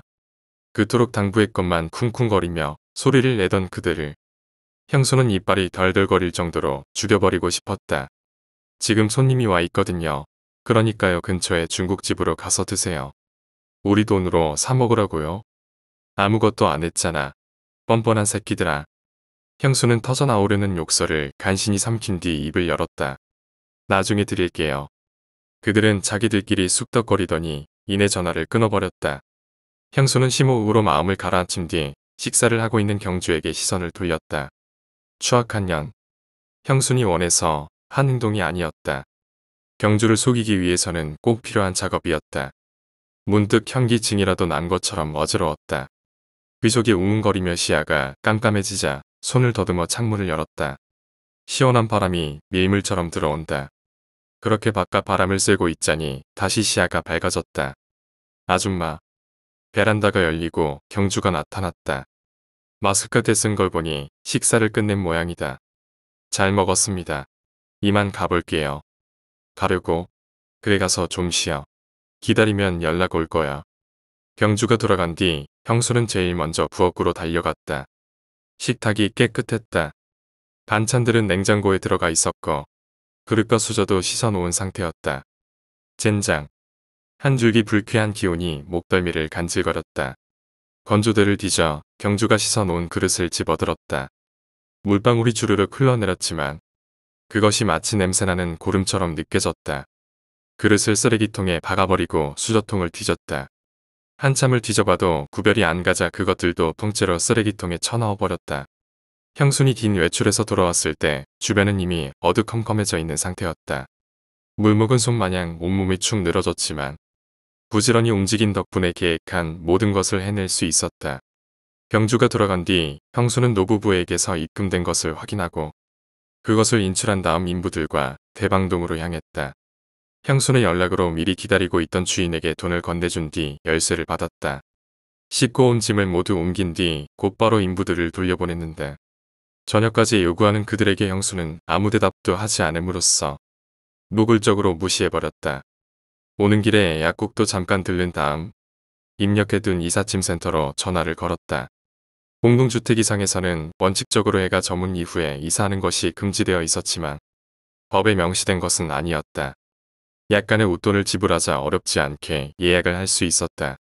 집으로 온 형순이 제일 먼저 한 것은 먹다 남은 갈비를 꺼내 불판에다 올려놓는 일이었다. 불판에서 갈비가 익어가는 동안 약국에서 사온 3일치 수면제를 잘게 부수었다. 그것이 고운 가루로 빠지자 적당히 흠집을 내두었던 갈비살 사이로 한 줌도 남기지 않고 뿌려 넣었다. 이윽고 연한 속살이 검붉은 갈비소스를 머금은 채 노릿노릿 익었고 매콤한 연기와 함께 군침 도는 냄새가 한가득 풍겨 나왔다. 띵동. 갈비 접시를 손에 든 형순이 시계를 확인했다. 지금 시각 저녁 7시. 앞으로 1시간 반이나 2시간쯤 후에는 한 형사가 올 것이다. 그 전에 경주를 채워야 한다. 이것 좀 먹어봐. 너 고기 좋아하잖아. 설마 벌써 저녁을 먹은 건 아니겠지? 형순이 들고 있던 접시를 식탁에 내려놓자 경주가 우울한 목소리로 입을 열었다. 아줌마 경찰에 신고 좀 해주세요. 그녀도 기다림의 한계가 온 모양이다. 그래, 그러자. 안 그래도 신고할까 생각 중이었어. 그건 아줌마가 알아서 할 테니까 식기 전에 어서 먹자. 은색 코일 사이로 진한 갈비향이 풍기자 경주의 마스크가 조금씩 들썩거렸다. 소식 없는 엄마가 걱정이 되면서도 생리적인 욕구는 참을 수 없는 모양이었다. 경주의 문드러진 콧구멍이 벌렁대고 있을 것을 생각하자 경멸스러운 감정이 일었다. 잘 먹을게요. 경주가 마스크를 벗는 순간 형순이 고개를 돌렸다. 넉넉하게 구웠으니까 실컷 먹어. 아줌마는 저쪽에 앉아 있을게. 형순이 바닥에 앉아 소파에 등을 기댔다. 매끄러운 비닐에 감촉이 느껴짐과 동시에 눈을 감고 청각에 집중했다. 쩝쩝거리는 소리와 함께 경주가 갈비를 뜯어먹기 시작했다. 한동안 꼼짝 않고 있으려니 쩝쩝거림과 함께 간간히 들리던 역겨운 트림 소리가 찾아들었다. 식사를 끝내려나 보다. 오늘 좀 피곤하네. 경주야, 아줌마 잠깐 눈 좀 붙일게. 형수는 늘어지게 하품을 한 뒤 바닥에 벌렁 누워버렸다. 금세 몸 전체로 으스스한 한기가 찾아왔지만 아무렇지 않은 듯 행동했다. 또 한 번 눈물이 찔끔 나올 정도로 하품을 해댔다. 식사를 끝낸 경주에게선 말이 없다. 틀림없이 자신을 쳐다보고 있을 테지만 무슨 생각을 하는 건지 짐작할 수는 없었다. 10분이나 흘렀을까? 부스럭거리는 소리가 들렸다. 사삭거리는 마찰음과 함께 방문 열리는 소리가 났다. 철커덕. 경주가 자신의 방으로 들어간 뒤에 또 형수는 한참을 누워 있었다. 현재 시각 8시 10분.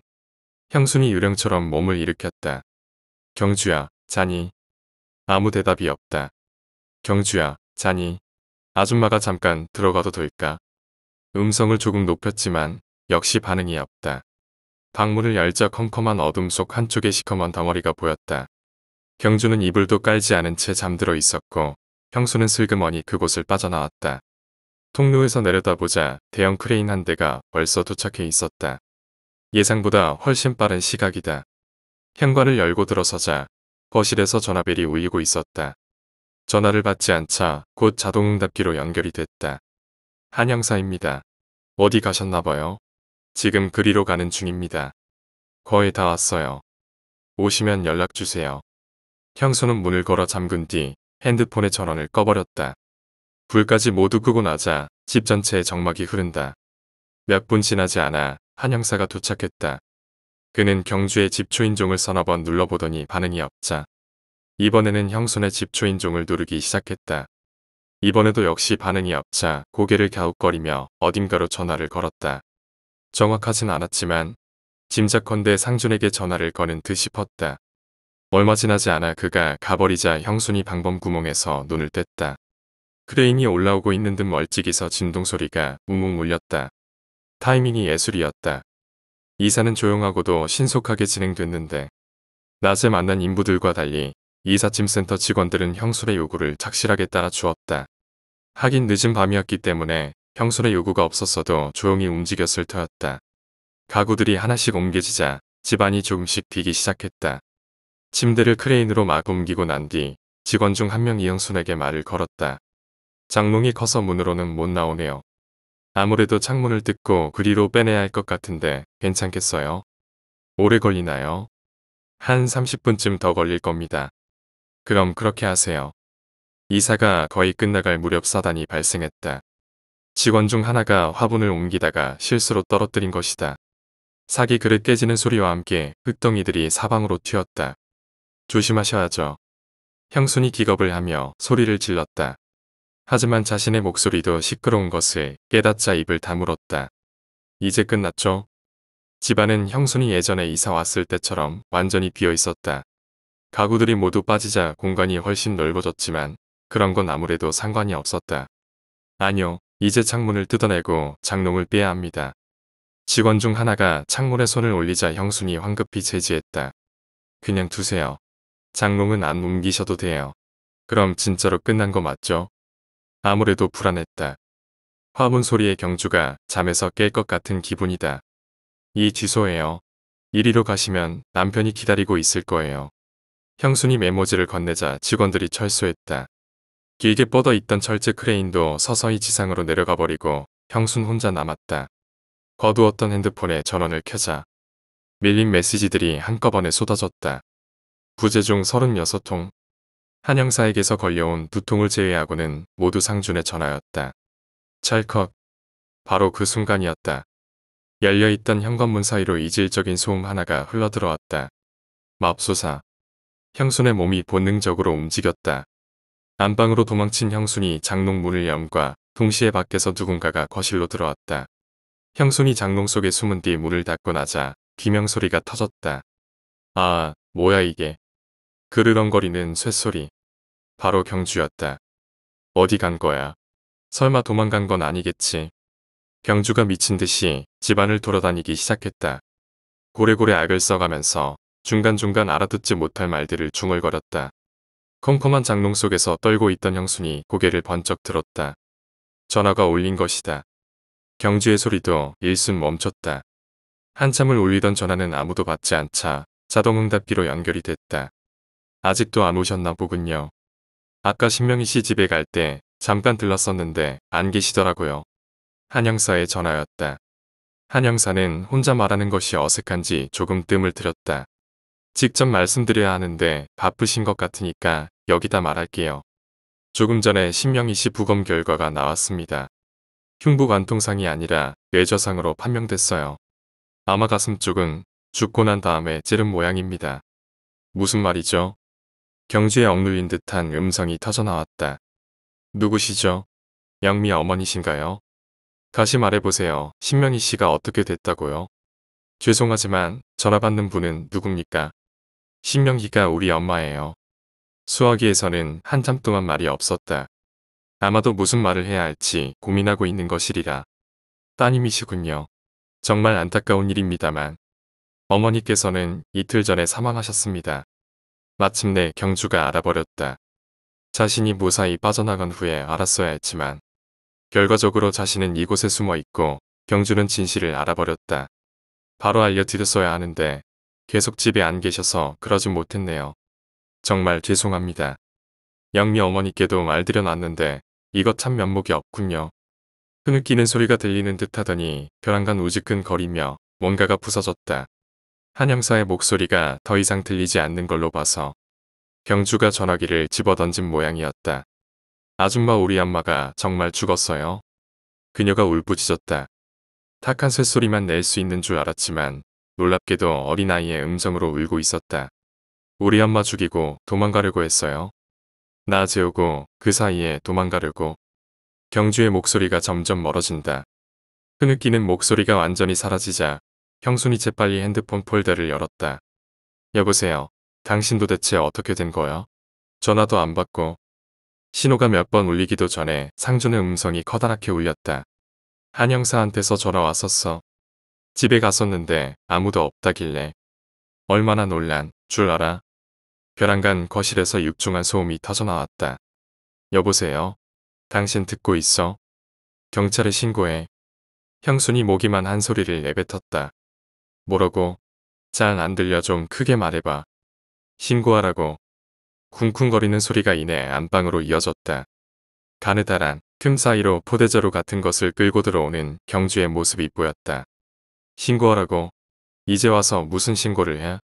사실 고민해봤는데 그냥 솔직하게 말하는 게 좋을 것 같아. 잘 못했다고 하면 내 생각에 큰 문제는 없을 것 같아. 안 그래도 지금 영미랑 그쪽으로 가는 중이야.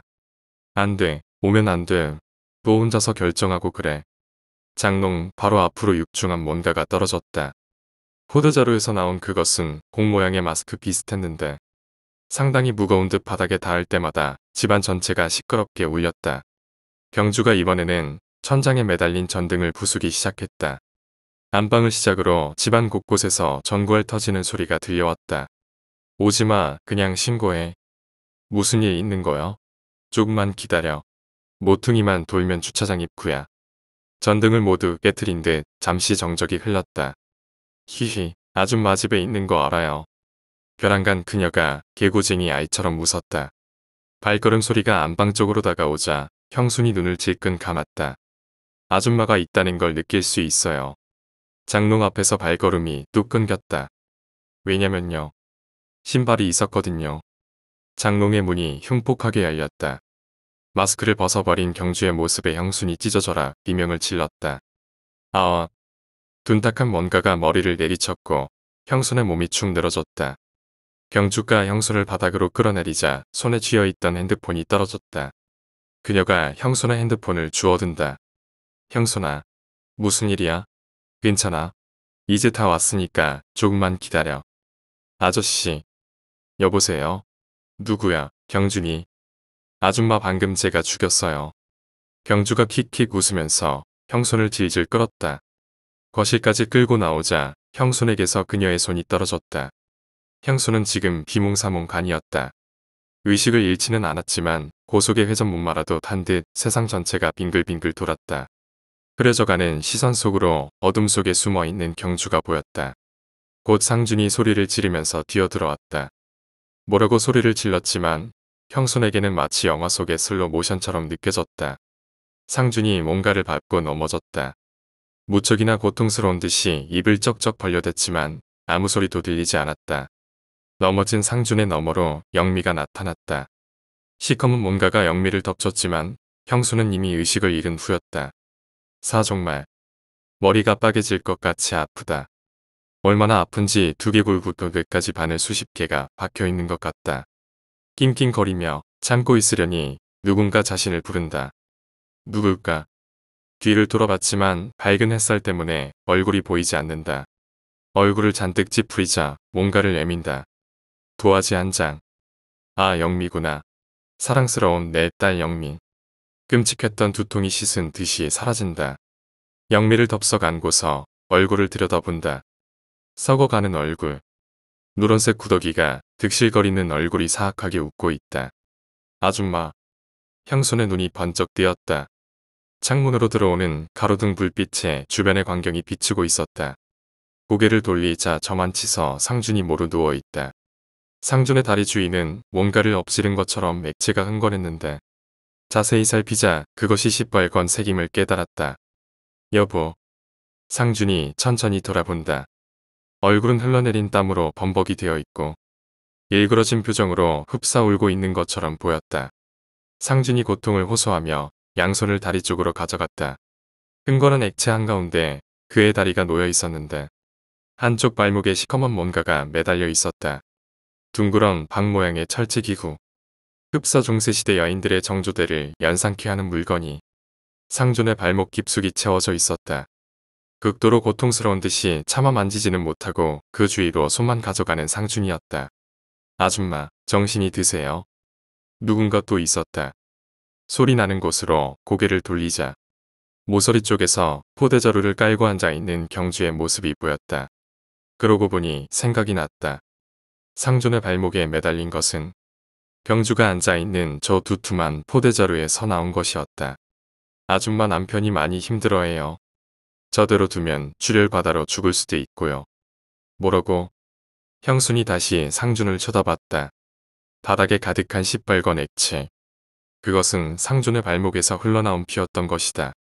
멧돼지 잡는 덫이에요. 모르긴 몰라도 절반쯤은 절단됐을 거예요. 미친년. 아줌마가 먼저 우리 엄마 죽였잖아. 경주가 날카롭게 소리를 질렀다. 옆에 세워져 있던 막대기 비슷한 것을 주워 들고는 형준 쪽을 향해 치켜 세웠다. 죽여버리고 싶어 미치겠어요. 아줌마 저통에다 대고 한 발씩 쏴주고 싶어 죽겠다고요. 형순이 자세히 보자 자신을 향한 것은 막대기가 아닌 기다란 엽총임을 알 수 있었다. 그래, 그랬었군. 형수는 비로소 그것들이 어디서 나왔는지 알 수 있었다. 내가 죽인 게 아니야. 아니요, 아줌마가 죽였어요. 아줌마가 안 꼬셨으면 우리 엄마는 안 죽었어요. 형수는 주의가 밝지 않은 것에 감사했다. 완전히 드러난 경주의 추악한 얼굴을. 그것도 밝은 장소에서는 더더욱 보고 싶지 않았다. 영미는 어디 있지? 거실에다 묶어놨어요. 아무 짓도 안 했으니까 그렇게 노려보지 않으셔도 돼요. 형순이 다시 한번 주변을 살폈다. 자신의 다리는 굵은 밧줄에 묶여있는 상태였고 이곳은 영미의 방인 듯 싶었다. 가구를 모두 빼내자 못 알아봤던 것이다.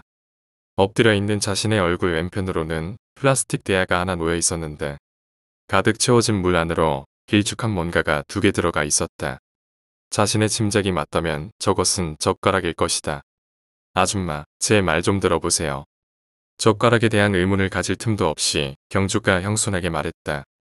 아줌마가 기절해 있는 1시간 동안 생각해 봤는데 잠깐만, 우선 아저씨를 풀어줘. 그 다음에 얘기하자. 가만히 있어봐요. 아직 말하는 중이잖아요. 그래서 생각해 봤는데 영미는 아무 잘못도 없더라고요. 그래서 영미는 살려줄까도 생각했어요. 뭐라고? 그럼 우리는 죽이겠다는 말이야. 경주가 힘얼건 눈동자를 위로 까뒤집었다. 짐작컨대 어이없다는 감정을 표현한 것 같았다. 그럼 살려고 했어요. 아줌마랑 아줌마 남편은 100% 죽일 거예요. 내 말은 영미를 어떻게 하냐는 건데. 우리가 잘못했어. 너한테 실수한 것 같다. 상준이 고통을 참아가며 용서를 구했다. 그래 경주야. 미리 말했어야 했는데. 아니요. 아줌마 말은 거짓이에요. 저한테 약 탔잖아요. 뭐? 형순이 일순할 말을 잃었다. 나 재우고 이사 가려고 고기에 약 탔잖아요. 저는 그것도 모르고 넙죽 받아먹었네요. 솔직히 말하면 아줌마가 조금 좋아지려고도 했었어요. 무슨 말이야? 여보 지금 경주가 무슨 말하는 거야? 약이라니. 대체. 상준의 말에 형순의 목덜미가 새빨갛게 달아올랐다. 수치심과 더불어 경주에 대한 적개심이 맹렬히 솟구쳐 올랐다. 하지만 실수하셨어요. 저한테는 내성이 있거든요. 옛날에 너무 아파서 못 잘 때마다 수면제를 먹었어요. 하도 많이 먹어서 나중에는 효과도 없었지만 말이에요. 그래서 내가 원하는 게 뭔데? 형순의 대꾸에 경주가 재빨리 말을 쏟아냈다.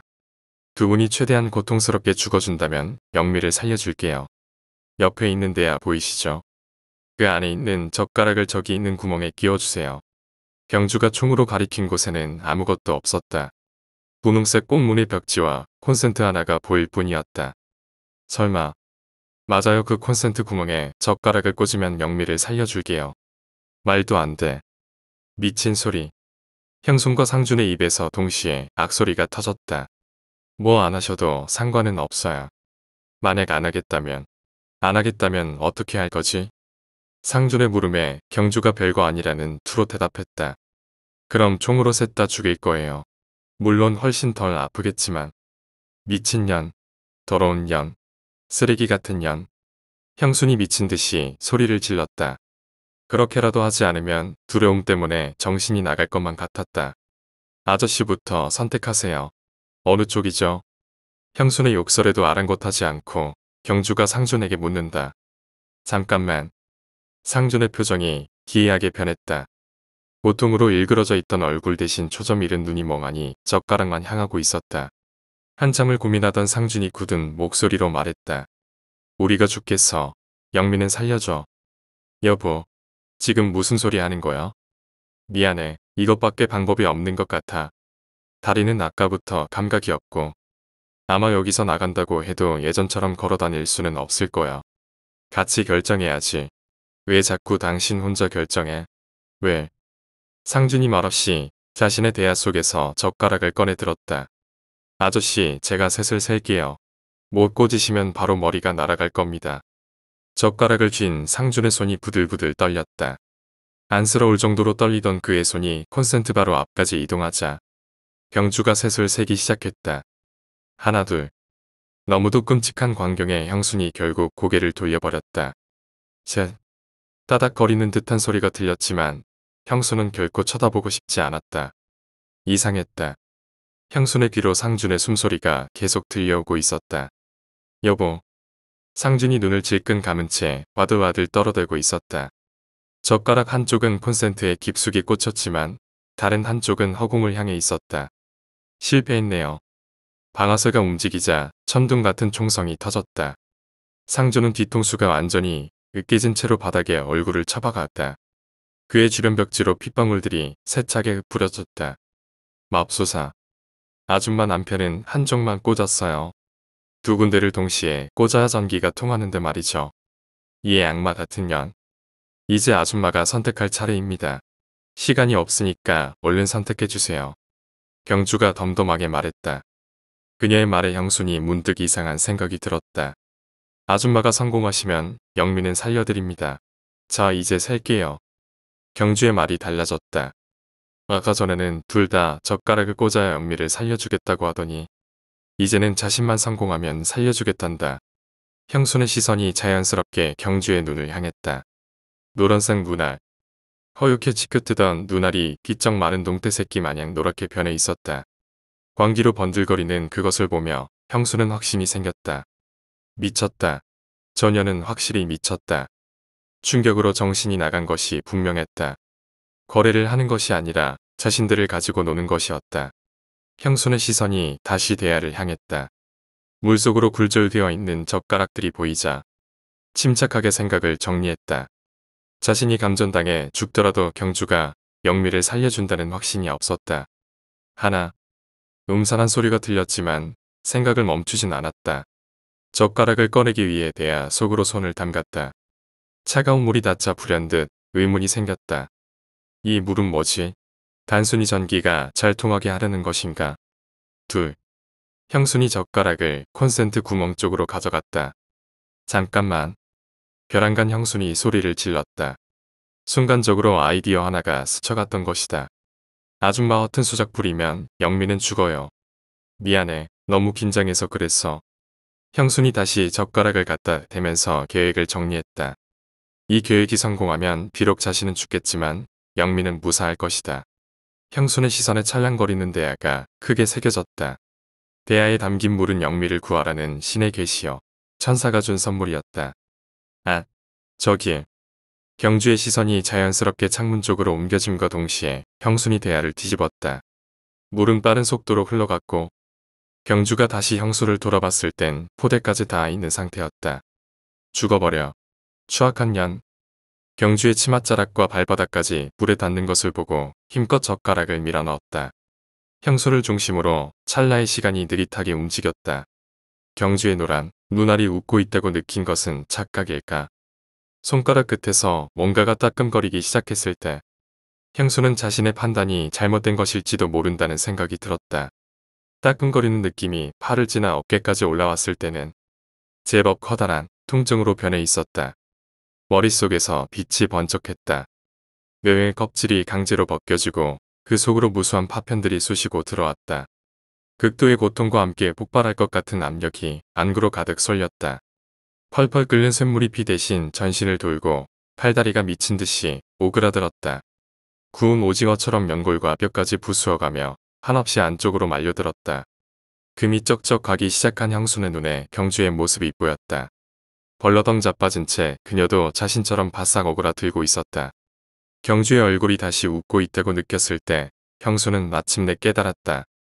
물은 천사가 아니라 경주의 선물인 것을. 포대자루가 크게 요동을 쳤다. 잔뜩 들썩거리던 포대의 한쪽 끝에서 뭔가가 불쑥 삐져나왔다. 경련으로 무섭게 떨려대는 그것은 영미의 머리통이었다.